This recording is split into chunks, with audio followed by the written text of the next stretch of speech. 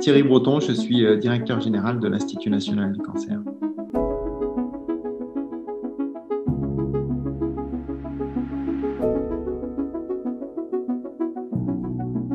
Très rapidement, effectivement, les moyens sont en augmentation de 20%. Donc, de mémoire, pour rappel, le plan cancer, on avait à peu près consacré 1,5 milliard d'euros sur les 6 premières années. Ces dépenses-là, cette enveloppe-là a été reconduite par décision du gouvernement et elle sera abondée de 284 millions d'euros supplémentaires pour les 5 premières années. Donc, avec un montant total pour les années 2021 à 2025 de 1,1 milliard 740 millions. Et elle répond vraiment à une ambition qui est très très forte, avec des objectifs qui sont formalisés, écrits de manière inédite dans le champ de la cancérologie, mais peut-être aussi dans le champ de la santé publique, et avec cette volonté de réduire le poids des cancers en France demain, à un horizon plus ou moins rapide selon les sujets. Et donc, pour nous, il s'agit vraiment de réduire le nombre de cancers incidents, moins 60 000 cancers en 2040, d'augmenter la participation au programme de dépistage, plus 1 million de participations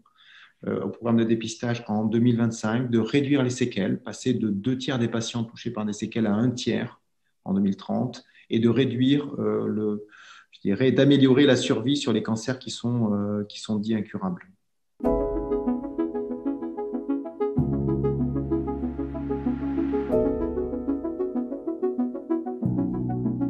On a une particularité à l'Institut national du cancer, c'est que dans notre mission, on a aussi une fonction de coordination. Donc, l'élaboration même de la stratégie décennale a été faite avec beaucoup d'acteurs et tous les acteurs de la cancérologie. C'est plus de 2 ans de travail et aujourd'hui, la stratégie qui a été fixée par le gouvernement, elle a cette chance et c'est vraiment une condition nécessaire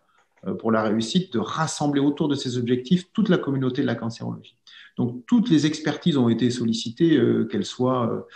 de médecins, de cliniciens, de chercheurs, de pharmaciens, les expertises des autres agents sanitaires, des ministères. Donc, on a rassemblé vraiment des fédérations aussi, tous les points de vue dans cette stratégie, ce qui est déjà le gage, en rassemblant tout le monde, d'avoir bien associé toutes les expertises. Et puis ensuite, dans sa façon de travailler, l'Institut national du cancer travaille toujours de manière très concertée avec l'ensemble des parties prenantes. Soit dans la gouvernance de la stratégie, il y aura donc des comités qui vont associer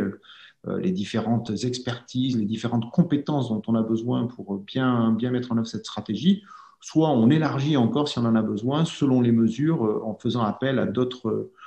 professionnels, d'autres secteurs, si on pense qu'ils sont déterminants et qu'ils ont un rôle à jouer et que leur point de vue est important à prendre en compte.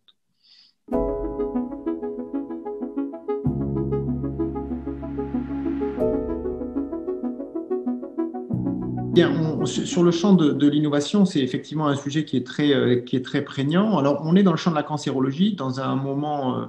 un peu particulier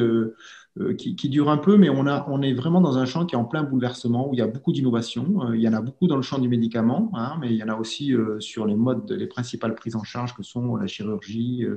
et les radiothérapies. Et donc, l'enjeu est vraiment de rendre cette innovation accessible et de la rendre accessible dans les meilleurs délais pour qu'elle puisse profiter aux patients. Et il faut donc que l'on trouve une façon de faire évoluer nos procédures, notamment les procédures d'admission sur le marché, d'admission temporaire, de tarification, pour trouver un juste équilibre entre une acceptation et une intégration la plus rapide de l'innovation, avec peut-être, et c'est ce que nous on propose, un partage de la prise de risque aussi entre la puissance publique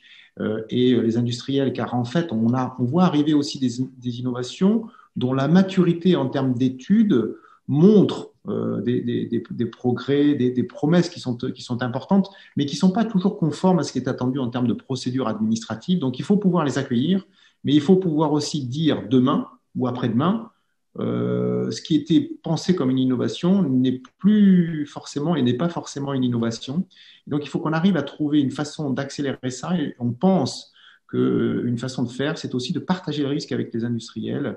sur le financement de ces innovations et la capacité aussi à dire ce qui était une innovation n'en est plus une, parce qu'elle n'a pas démontré en vie réelle l'efficacité qu'on espérait. Voilà une des actions sur lesquelles on travaille. On a aussi une mobilisation autour de ce qu'on appelle le secteur de la health tech, donc medtech, e-santé, biotech, qui est très très riche en France et qu'il faut arriver à accompagner dans la genèse des innovations de demain.